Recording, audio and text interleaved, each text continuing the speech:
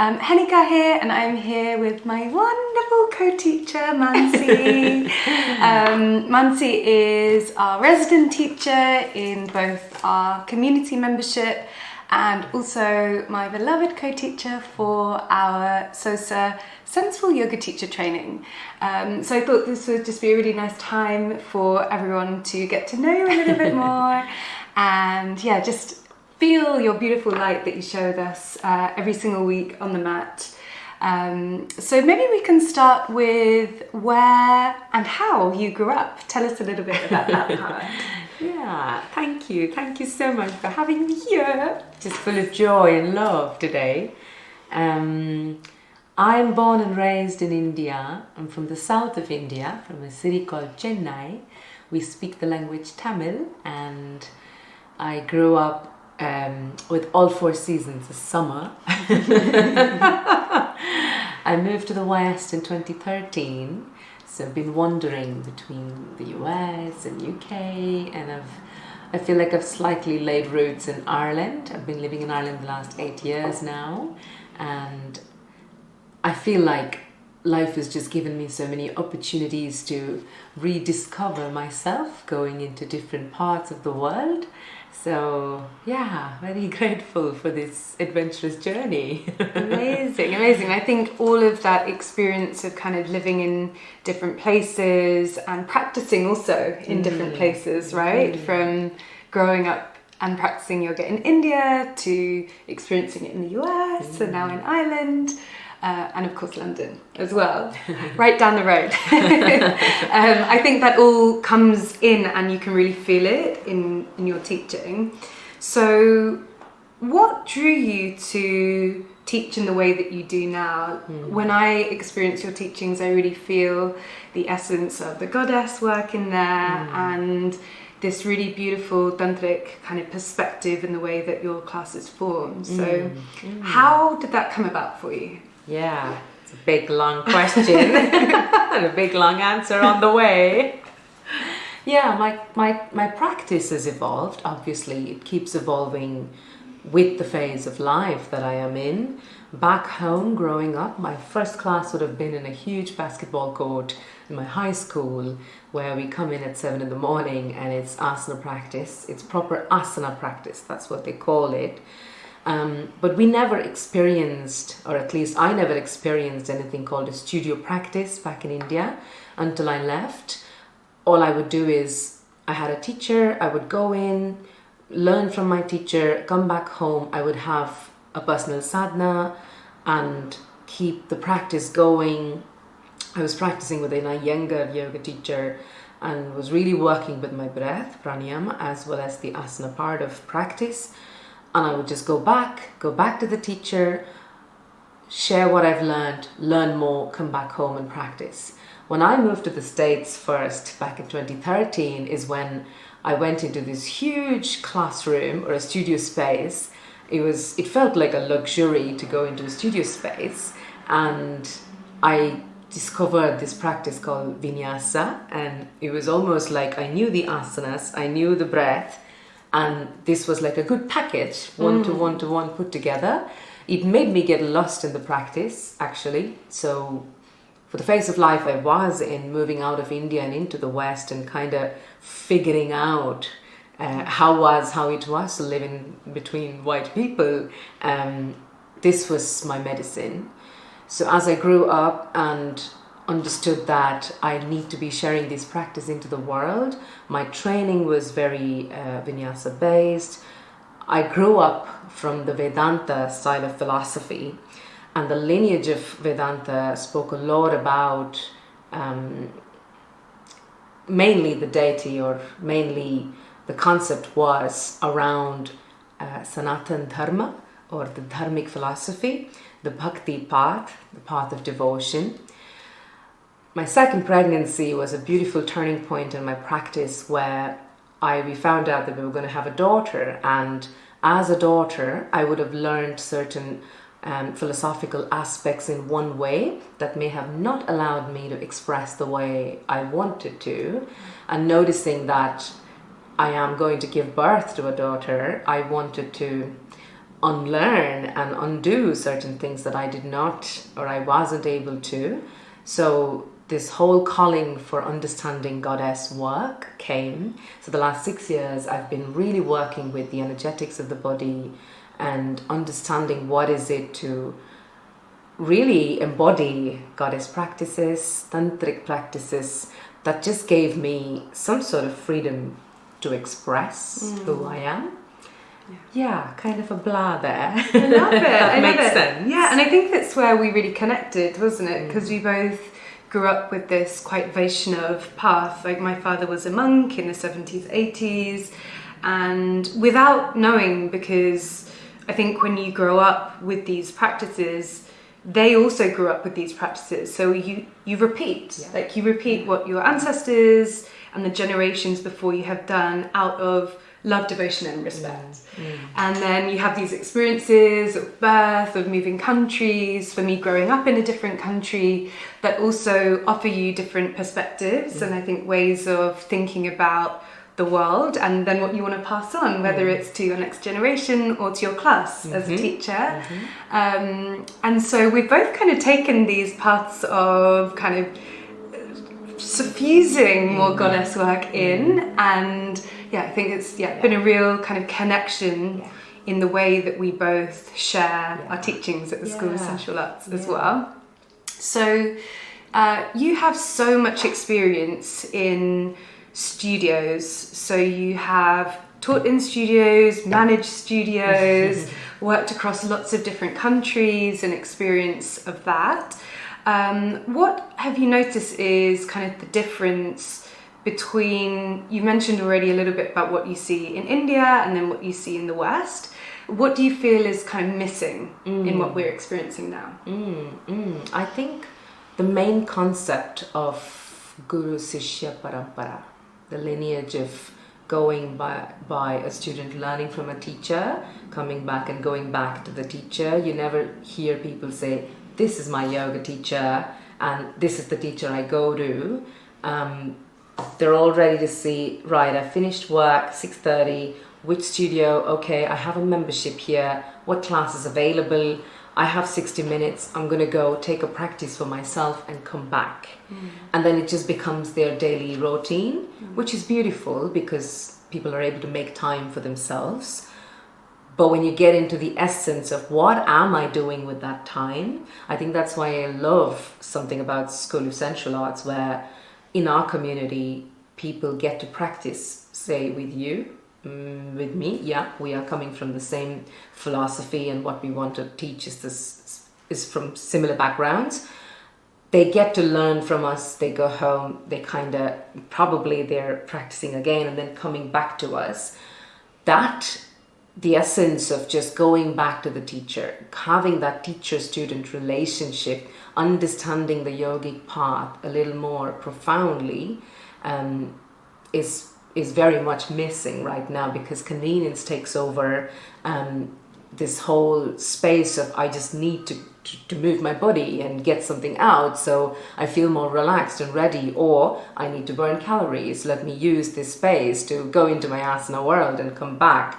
I think there's a huge gap between certain traditional ways of understanding that practice can be a beautiful relationship between two souls. Yeah, absolutely. And when I hear you say that, I really think about this happening in the world of therapy. So in like Western psychotherapy, so depending on which stream that you study with, but in traditional like psychoanalysis, so much is about the relationship and the relationship of showing up at the right time, the right place, the consistency of that relationship, and what can be really healed within ourselves when we have something that is consistent, when the world around us can be so inconsistent. So true. So I love that you bring this here, because I don't think that part of the yogic practice is ever spoken about. And it's certainly not something that you can get through YouTube. It's not something that you can get by dropping in and out of classes. It's consistency and showing up. And showing up like imperfectly, however you are. That's it. And being accepted for that. And I think that's something like with the community that we've been running for around the same amount of time, interestingly, kind of since that lockdown. That's why our community space is really important, because if there are integrations that are coming through for you after you practice, there is a space for that to kind of land. Yes. Because so much of the practice really happens off of the mat, right? And so Totally. I love our community space, our check-ins, and your classes that you deliver to us. How would you describe your class? It's Shiva Wind Down every Wednesday. What does it feel like for someone who has never practiced with you before? Yeah, oh my God, I love my classes. I love them too. Just kidding. So thank you, first of all, for offering me a class of that genre or that type or that sensation, because the name itself speaks for the class. Shiva Wind Down. Shiva, universal consciousness. This is a wind down class. So there's a lot of practices in the class that raise the level of rest and digest within you. So it's a beautiful nervous system reset class. It really sets you up for the rest of the week. It's a late evening practice, so there's a lot of grounding practices. And when you look at the concept of Shiva, that's what it is, Adiyogi. And Shiva is probably the primordial force of meditation, force of stillness. Yes, he's also the cosmic dancer, but he offers you this absolute opportunity for stillness. And I think in the Shiva Wind Down classes, we go with aspects of classes would be asanas that would allow more apana, more grounding, pranayamas that are more cooling, sometimes a little fire-inducing, because when you have to arrive, you probably start from your Agni space. There are beautiful mantras offered. And I just choose these mantras because every syllable in Sanskrit speaks to every cell in the body. The frequency of the syllable, the sound, or rather the frequency in the body are so much resonant, and that is also going to aid you into complete winding down sensation.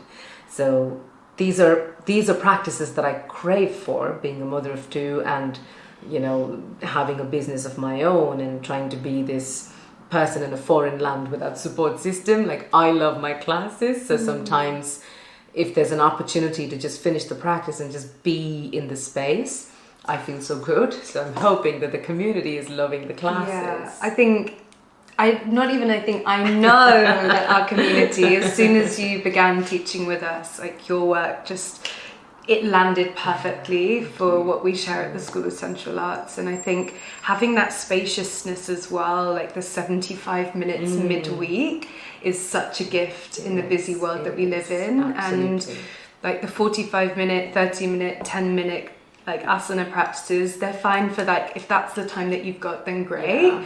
But to give yourself that space, because traditional practices can be like 90 minutes, 2 hours. This is it. So if we can at least give ourselves that one, it's really powerful. And I think when I connect this to sensuality, because I know that's why a lot of people come to the School of Sensual Arts, to feel something that they haven't yet, or that they want to experience more of.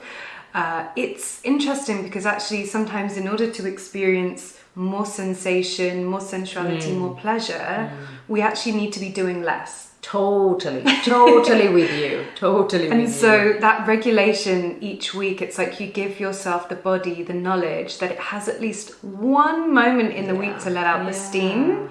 And then the rest of the week you can go on feeling like a sensate, sensual being. Because you have that moment. That's it. And I think having this practice for 75 minutes, these practices are very introspective. So it really gives you time, it makes you to slow down. And when you slow down, you are tuning in. When you're tuning in, even just, kept hands to heart, this is so intentional. And you're staying with it for probably a minute, there's a lot of transformation happening in that minute. And for you to be able to connect with yourself, you need that time and space. So it's just so special, to have that. And maybe a little bit of spice for those who might not know, because we speak as if we've known this forever, and neither of us definitely have not known this forever. These are things that we've figuring learned. It out. Yeah, they're things we've learned over time, of both being in the teaching world for over a decade now. We've both made our own mistakes and taught in different settings and have formed the opinions that we do now. Well, what did you come into the yogic world from? Because I was like, oh, is that what you did before? And I'll share a little bit about mine too. Yeah.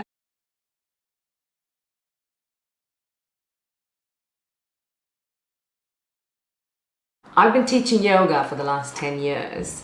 I'm still feeling like I'm such a student. I'm actually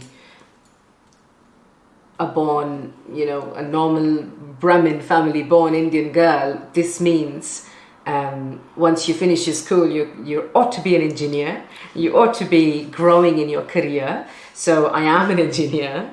I've sat and worked in software engineering companies. I've moved countries, I've done business consulting, and I went into a teacher training program in the West because yoga looked and felt very different in the West, and I just wanted to take space where I could go and show up myself without any filters, because corporate world in the West felt super intimidating for me. I could never be myself. So I just went into this training to immerse myself, to say, there's yoga, there's people, there's community, I'll just take this. Never did I dream that I'm going to be teaching a class, let alone here I am 10 years later talking Tantra.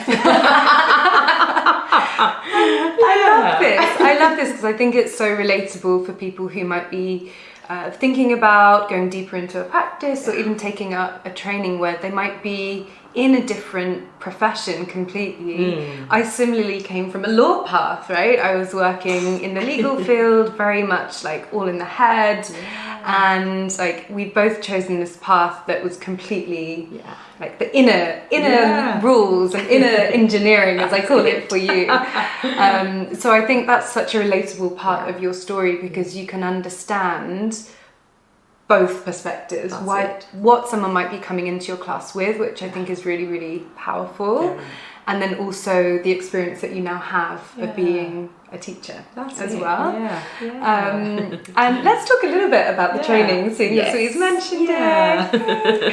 So I'm so excited to be going on this deeper dive to the sister sciences with you. So we're going to be drawing together Tantra, Yoga, Ayurveda in a 230-hour training. And we're going to be journeying a little bit in different ways, online, in person, and then in mentorship afterwards. So tell me a little bit, what are you looking forward to in the training and this particular one? I'd be very biased. I'm really looking forward to working with this goddess. But also, I think there's so much to offer now, and it's going to be a beautiful extrapolation of the community, the classes we offer, the themes we talk about, and I'm really looking forward to just going back to India and to be able to offer this. For me, that's like a full circle, It's not very common for other aspects of yoga other than asana, for people to value, give it equal importance, and keep it as a part of their daily practice. This is what I want to offer in the training, where there's an opportunity for them to come together, experience yoga with the Sensual method, to be able to understand that every aspect has its own magic and value and power, most importantly, the impact in our own daily lives. So be it they come for the training and later on pass on and share the training and teachings with the world, or they are coming in for that inner work, I would love to offer these practices and give them an opportunity to taste, get a little deeper into all these traditional practices, because this is all is needed and they are very, very essential. Sometimes they may get lost because people don't have time to explore beyond what's physically tangible for us. So taking the time to be there with the community, sit with them, immerse with them, and embody practices that we've been talking about is going to be an amazing opportunity to work with and then see for us for real how it's all unfolding. Yeah. So I'm really looking forward to it. Yeah, me too. And you're such an experienced teacher, not only in teaching in person, online, in different ways, but also in delivering teacher trainings. Like you've seen and embodied also being a trainee. What are some moments kind of along that journey that are kind of markable moments for you, whether it's kind of through your personal practice or through your journey as a teacher?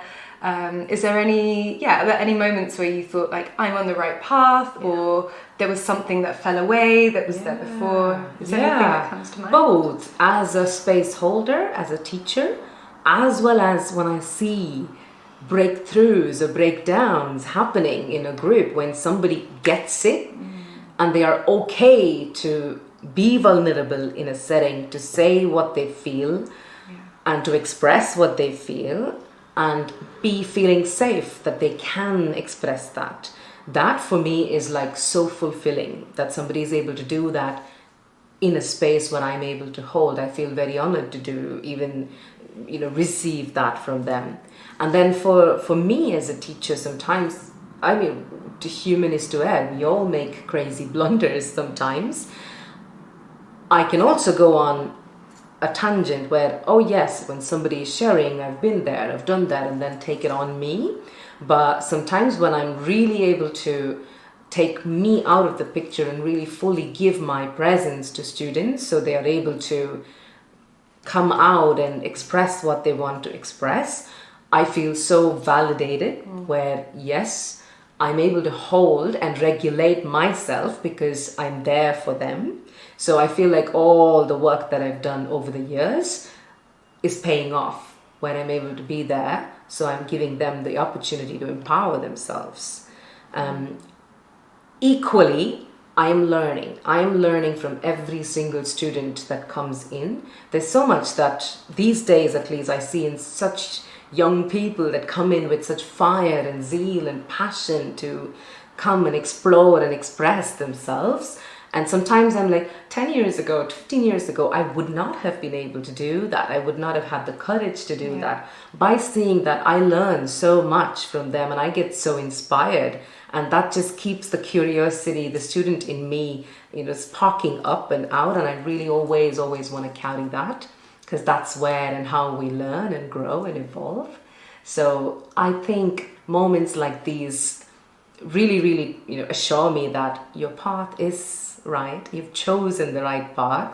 You just need to keep, sensually flowing. Yeah, absolutely. And I love what you're sharing around like creating conversation and holding the space for what needs to be expressed, to have the space to do that. Because whether you're practicing with us every week or you're going on an intensive, immersive experience like a training with us, things come up. Things come up, and I think for each of us, things have come up. We've both shared like things in our like personal training experiences where layers that you've been holding for years start to come off. That's it. And that's what a consistent practice really does. And I think having the Shiva wind down, that's the awareness part that I think is so missing from the world of Tantra, because there is so much around awakening Kundalini and so much around the Shakti rising. And we do have that as well at the School of Sensual Arts. So I teach the Shakti flow every Monday, and we're really thinking about that embodiment and awakening and bringing that ojas into life. And also, as much as we descend down into the chaos and the mess and whatever our Kundalini has to show us in the Shakti that is there, we also need that kind of ascension as well as the grounding. That's it. So that's really where like the consciousness comes in. So I love being co-teachers with you. I love sharing this experience with you, and I'm so excited for us to be delivering not only weekly our practices, but also our teacher training. And yeah, if you're thinking about joining, please just drop us a message, come and practice with us. We invite all of our trainees to have a bit of a practice with us, so you know what you're getting into, you can feel how we teach. And we want to encourage our trainees to have that kind of continued relationship with us, because we really want, I think both of us want to see some changes in the world of wellness and the way that the yoga system is created and the way that the teachers are supported. So if that is a call to you, then this is your invitation. We would love to invite you into the School of Sensual Arts. Come practice with us. Take a few classes with us. I think, one class, the taster is not enough. It's never enough. You want to take a few classes. You want to allow your body to receive the practices. You want to allow the heart to receive practices. You want to be able to get into a rhythm so you understand that this works. It's all about, like, you don't take an allopathy medicine and say tomorrow morning you're all right. Alternative medicines take time, right? And this is a beautiful alternative medicine for life. So come practice with us. And if you're really called for it, we know we will meet you in India. Yes. So we will see you on the other side. And thank you so much for sharing your journey, for sharing your teaching, and for sharing your work with us. We're just super happy to be sharing. Equally happy, equally thrilled, equally looking forward. Thank you. Okay, bye everyone. Bye.